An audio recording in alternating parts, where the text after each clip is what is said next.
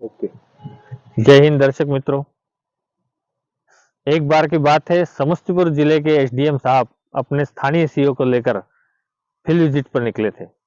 तभी सीओ ने कहा कि एसडीएम साहब देखिए, उस खेत में जो बकरी चरा रही है वो औरत हमारे राज्य के मुख्यमंत्री की पत्नी है। एसडीएम साहब साहब चौंक गए।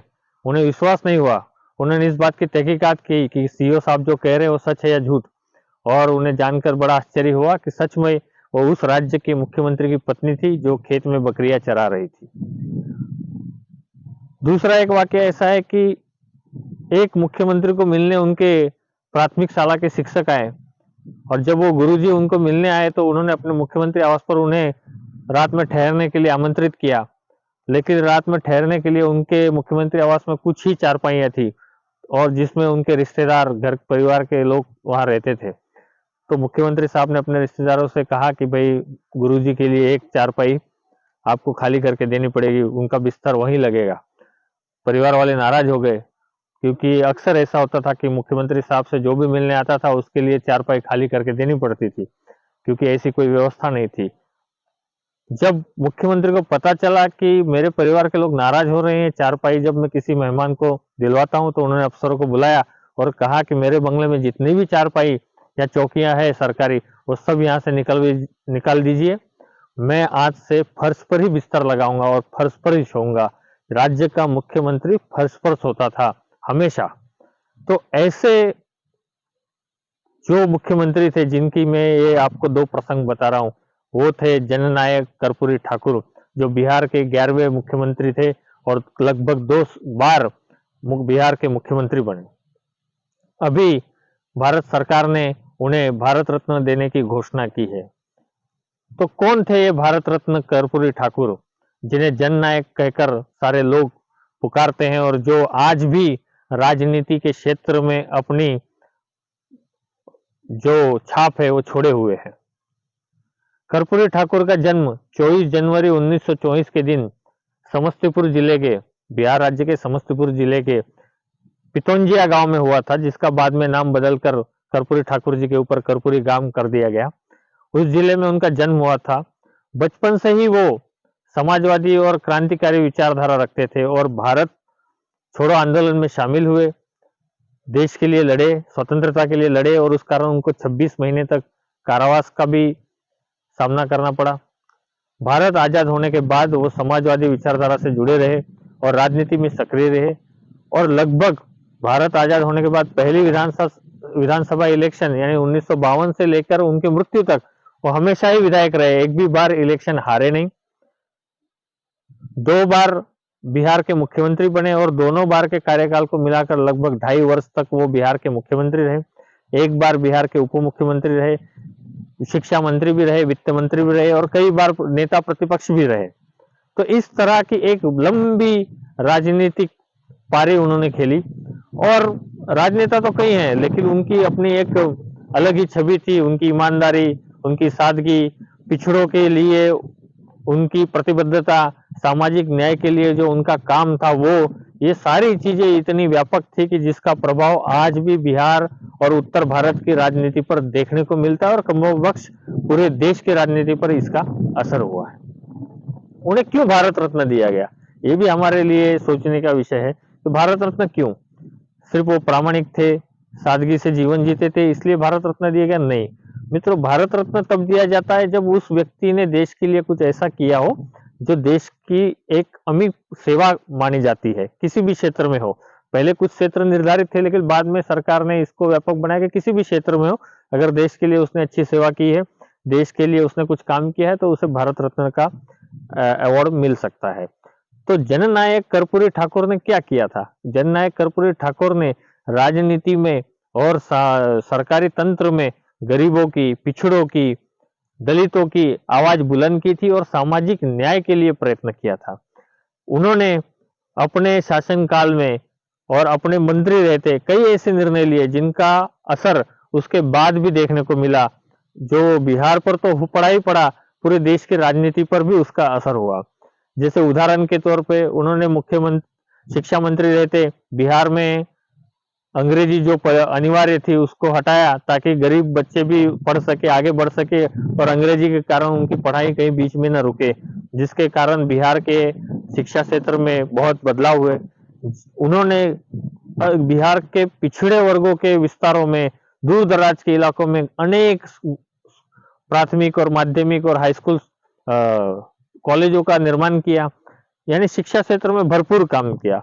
उसके अलावा वो पहले मुख्यमंत्री थे जिन्होंने बिहार में शराबबंदी लागू की, गरीब किसानों के ऊपर जो मालगुजारी थी वो खत्म कर दी। इसके अलावा उन्होंने अन्य जो पिछड़े वर्ग थे जिसको हम ओबीसी कहते हैं, उसके लिए एक 26% रिजर्वेशन का फॉर्मूला लाया, जो बाद में जाकर मंडल कमीशन की आधारशिला बना और आज भी राजनीति में जिसका ज्यादा उपयोग किया जाता है। उस 26% फॉर्मूले को उन्होंने बिहार में लागू किया, और वो 26% भी ऐसा कि आरक्षण के अंदर आरक्षण, और उसमें उन्होंने पहली बार, जो कि आज हम सुनते हैं, सवर्णों को भी उन्होंने आरक्षण दिया था कि 3%, उस 26% में 3% आरक्षण सवर्ण गरीब जो थे उनको भी दिया गया था, यानी सवर्णों की भी उन्होंने चिंता की थी। और आज हम राजनीति में देख रहे हैं कि कई जगह सवर्ण आरक्षण मांगते हुए आंदोलन कर रहे हैं, और उन्हें फिर सरकार सवर्णों को अलग से ईबीसी या ईडब्ल्यूएस जो भी अलग कोटा बनाकर आरक्षण देती है। लेकिन इसकी भी आधारशिला जननायक कर्पूरी ठाकुर ने रखी थी। कर्पूरी ठाकुर एक ईमानदार नेता थे। आज कोई एमएलए एमपी तो छोड़िए, अगर सामान्य नगर सेवक भी बन जाता है तो जब वो बनता है तब भले गरीब होगा, लेकिन 5-10 सालों में तो वो इतनी संपत्ति जमा कर लेता है कि उसकी 7 पुश्ते बैठकर खा सकते हैं। इसके विपरीत जननायक कर्पूरी ठाकुर इतने बड़े बड़े पद पर रहे, इतने सालों तक विधायक रहे, लेकिन जब पहले भी झोपड़ी में रहते थे और जब उनकी मृत्यु हुई तब भी विरासत में सिर्फ झोपड़ी थी, ना कोई मकान था, ना कोई प्रॉपर्टी थी, ना कोई बैंक बैलेंस था। ये ईमानदारी थी, समाज के प्रति प्रतिबद्धता थी, सामाजिक न्याय के लिए उनका कार्य था, जिसके कारण उनके बाद भी रामविलास पासवान, लालू प्रसाद यादव, नीतीश कुमार और कई ऐसे नेता है जो उनके राह पर चलते हुए आगे बढ़े और समाज में काम किया, और कई राजनीतिक दल भी उनकी विचारधारा के आधार पर बने। तो इतने व्यापक उनका कार्य देखते हुए भारत सरकार ने उनको भारत रत्न देने का निर्णय लिया। दोस्तों, अभी वीडियो पूरा नहीं हुआ है। अभी भी अगर हमारे चैनल को आपने शेयर, लाइक या सब्सक्राइब नहीं किया तो मेरा अनुरोध है कि आप शेयर करें, लाइक करें, सब्सक्राइब करें और बेल आइकन का बटन दबाएं। अभी हम भारत रत्न के बारे में कुछ विशेष जानकारी देना चाहते हैं। दोस्तों, भारत देश का सर्वोच्च नागरिक सम्मान है भारत रत्न। उसके बाद में पद्म विभूषण, पद्म भूषण और पद्मश्री आते हैं, लेकिन सर्वोच्च भारत का नागरिक सम्मान है भारत रत्न, जो कि किसी को भी दिया जा सकता है। उसके लिए ऐसे कोई सिस्टम या कोई ऐसी तरीका नहीं कि उससे सिलेक्ट कैसे किया जाए। जनरली भारत देश के प्रधानमंत्री ही प्रपोज करते हैं कि किसे भारत रत्न दिया जाए, और राष्ट्रपति इसको अनुमति देते हैं, और एक साल में ज्यादा से ज्यादा 3 लोगों को भारत रत्न दिया जा सकता है। ये जो भारत रत्न घोषित हुआ है जननायक कर्पूरी ठाकुर को, ये अब तक का 49वां भारत रत्न अवार्ड है। पहला भारत रत्न अवार्ड डॉक्टर सर्वपल्ली राधाकृष्णन, सी राजगोपालचारी और वैज्ञानिक सीवी रामन, इनको मिला था। सचिन तेंदुलकर एकमात्र ऐसे खिलाड़ी है जिनको भारत रत्न मिला है। सुब्बुलक्ष्मी, एमएस सुब्बुलक्ष्मी, वो पहली गायिका है जिन्हें भारत रत्न अवार्ड मिला है। तो भारत रत्न अवार्ड भारत देश का सर्वोच्च नागरिक सम्मान है, जिसकी शुरुआत पहले राष्ट्रपति डॉक्टर राजेंद्र प्रसाद जी ने 1954 से एक अध्यादेश लाकर या तो आदेश लाकर इसकी शुरुआत की। सर्वोच्च नागरिक सम्मान का मतलब है कि उसे कोई राशि नहीं दी जाती है। इस सम्मान के तहत उन्हें एक मेडल दिया जाता है। उन्हें भारत सरकार के किसी भी कार्यक्रम में जो प्रोटोकॉल की सूची होती है उसमें 7वें क्रमांक पर रखा जाता है। उन्हें आजीवन एयर इंडिया में प्रवास की छूट होती है, फ्री में। अगर वो किसी राज्य की मुलाकात पे जाते हैं तो उन्हें राज्य के स्टेट गेस्ट के तौर पर उनका सम्मान किया जाता है। अगर वो कहीं विदेश जाते हैं तो वहां पर भी हमारी जो एम्बेसीज है उनका सम्मान करती है, और उन्हें डिप्लोमेट पासपोर्ट मिलता है। इतनी सारी सुविधाएं मिलती है, कोई राशि उनको दी नहीं जाती, लेकिन एक सम्मान दिया जाता है सरकार की तरफ से। तो मित्रों, ये है भारत रत्न।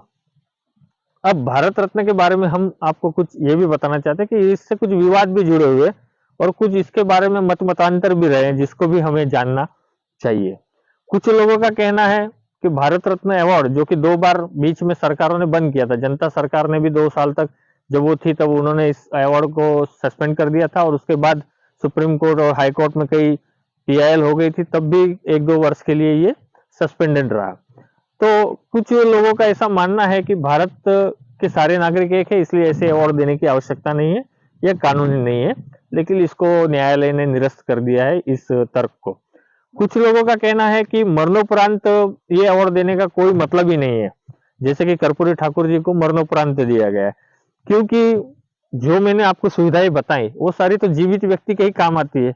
उन सारी सुविधाओं को प्रैक्टिकली तो वो मरा हुआ व्यक्ति उपयोग कर ही नहीं सकता। तो कुछ लोगों का ऐसा कहना था कि मरणोपरांत तो ये अवार्ड देना कोई औचित्य नहीं रखता, और असलियत में जब पहली बार राष्ट्रपति डॉक्टर राजेंद्र प्रसाद ने इस अवार्ड की शुरुआत की थी, तो तब मरणोपरांत के कोई प्रावधान नहीं था। ये प्रावधान 1955 में लाया गया, और उसके बाद अब तक लगभग 14 लोगों को मरणोपरांत भारत रत्न दिया गया है। कुछ विवाद इससे जुड़े हुए बड़े इंटरेस्टिंग रहे, जिसमें सबसे बड़ा विवाद है कि ऐसे लोगों को भारत रत्न देना कि जिनका कार्य भारत रत्न से भी बहुत बड़ा है। अवार्ड मिलने से किसी आदमी की, व्यक्ति की प्रसिद्धि बढ़ती है। जैसे अगर मुझे आज कोई नहीं जानता और मुझे कोई अवार्ड मिल जाए कोई बड़ा, तो मेरी प्रसिद्धि बढ़ती है, यानी मेरा सम्मान बढ़ता है। अवार्ड सम्मान देने के लिए होता है, किसी व्यक्ति के कार्य को सम्मानित करने के लिए। लेकिन हमारे देश के कुछ लोग ऐसे हैं, उनके कार्य इतने बड़े हैं कि उनको अवार्ड देने से उनका सम्मान नहीं होता है, बल्कि उस अवार्ड की प्रसिद्धि बढ़ती है। इतना उनका कार्य बड़ा है कि उसको इस अवार्ड की सीमा में हम बांध नहीं सकते। ऐसे व्यक्तियों को अवार्ड देने का कुछ लोगों ने कहा कि कोई औचित्य ही नहीं है एक तरह से। जैसे कि डॉक्टर बाबा साहेब अम्बेडकर, सरदार वल्लभ भाई पटेल, बराबर, ये ऐसे लोग हैं जिन्होंने इतना बड़ा कार्य किया है कि इस अवार्ड से कई गुना बड़ा कार्य है, उसको अवार्ड की श्रृंखला में भी नहीं बांधा जा सकता। लेकिन ठीक है, ये एक तर्क था, और फिर भी इन सरदार वल्लभ भाई पटेल और डॉक्टर बाबा साहेब अम्बेडकर को भारत रत्न दिया गया। उनका कार्य उससे कई गुना बड़ा है, इस बारे में किसी को भी कोई शंका नहीं है। कुछ लोगों का कहना था कि इतने बड़े लोगों को, जैसे डॉक्टर बाबा साहेब अम्बेडकर, सरदार वल्लभ भाई पटेल, इनको बहुत ही लेट, यानी बहुत 1990 के दशक में ये अवार्ड दिया गया, जबकि वो जीवित थे, या तो जब उनको देना चाहिए था। जैसे सरदार वल्लभ भाई पटेल तो नहीं, लेकिन डॉक्टर बाबा साहेब अम्बेडकर जब जीवित थे तब उनका सम्मान हो सकता था, अगर करना ही था तो, लेकिन ये नहीं हुआ। ऐसे कई विवाद रहे, और उन सब में सबसे बढ़िया और बड़ा विवाद रहा, जो कि एकमात्र केस है कि भारत सरकार ने भारत रत्न की घोषणा की मरणोपरांत, और उसको वापस खींचना पड़ा या तो कैंसिल करना पड़ा। वो है वो है हमारे प्यारे नेताजी सुभाष चंद्र बोस का भारत रत्न अवार्ड की जो घोषणा है। वो सरकार ने 1992 में सुभाष चंद्र बोस को मरणोपरांत भारत रत्न देने की घोषणा की, लेकिन सामने कई विरोध हुए कि भाई उनकी मृत्यु का कोई साक्ष्य नहीं है, या तो सरकार ये घोषित करे कि उनकी मृत्यु कब हुई है। सरकार इसको करने में निष्फल रही। कई लोगों का कहना था कि सुभाष चंद्र बोस, नेताजी का काम इतना बड़ा है और कि वो भारत रत्न की कैटेगरी में आता ही नहीं। तो ऐसे कई कारणों के कारण भारत सरकार को इसे पीछे खींचना पड़ा, और ये एकमात्र ऐसा उदाहरण है कि जब भारत रत्न अवार्ड देने के बाद उस घोषणा को वापस लेने की नौबत आई है। तो दोस्तों, आज हमने जाना कि जननायक कर्पूरी ठाकुर कौन थे और भारत रत्न अवार्ड क्या है। आप सबका बहुत बहुत शुक्रिया। जय हिंद।